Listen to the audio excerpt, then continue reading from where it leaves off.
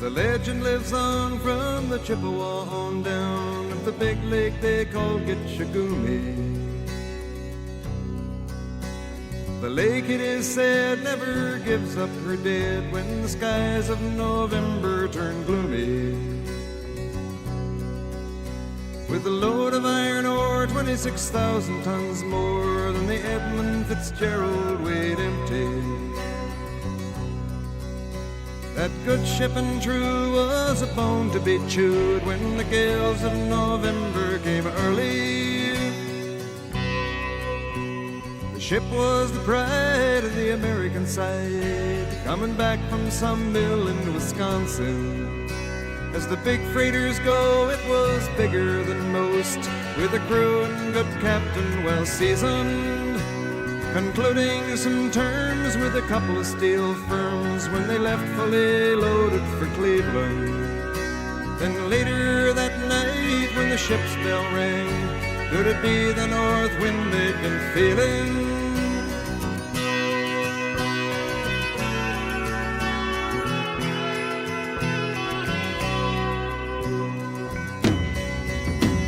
The wind in the wires made a tattletale sound, and the wave broke over the railing. And every man knew, as the captain did too, 'twas the witch of November come stealing. The dawn came late and the breakfast had to wait when the gales of November came slashing. When afternoon came, it was freezing rain in the face of a hurricane west wind.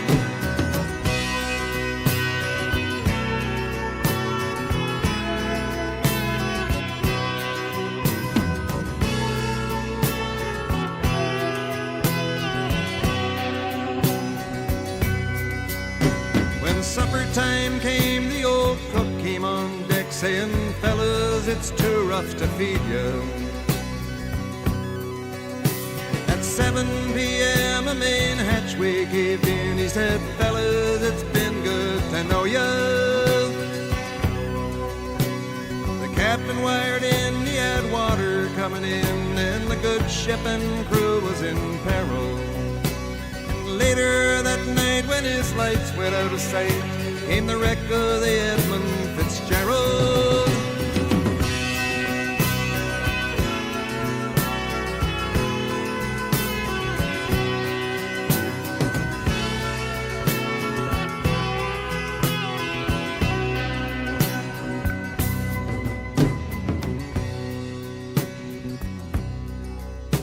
Does anyone know where the love of God goes when the waves turn the minutes to hours?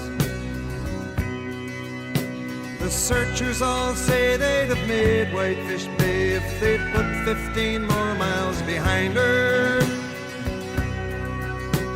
They might have split up or they might have capsized. They may have broke deep and took water. And all that remains is the faces and the names of the wives and the sons and the daughters.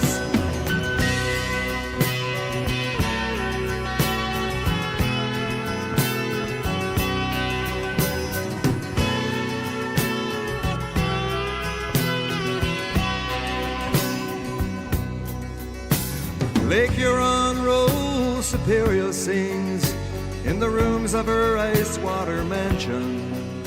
Old Michigan steams like a young man's dreams. The islands and bays are for sportsmen. And farther below, Lake Ontario takes in what Lake Erie can send her. And the iron boats go, as the mariners all know, with the gales of November remembered.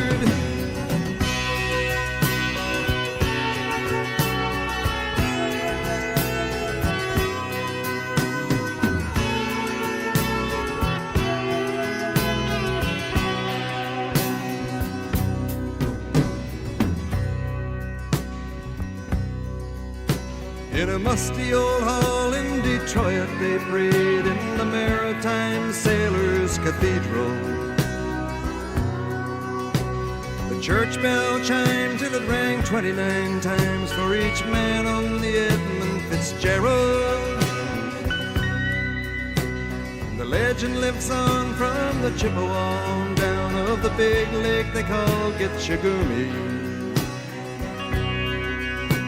Superior, they said, never gives up her dead when the gales of November come early.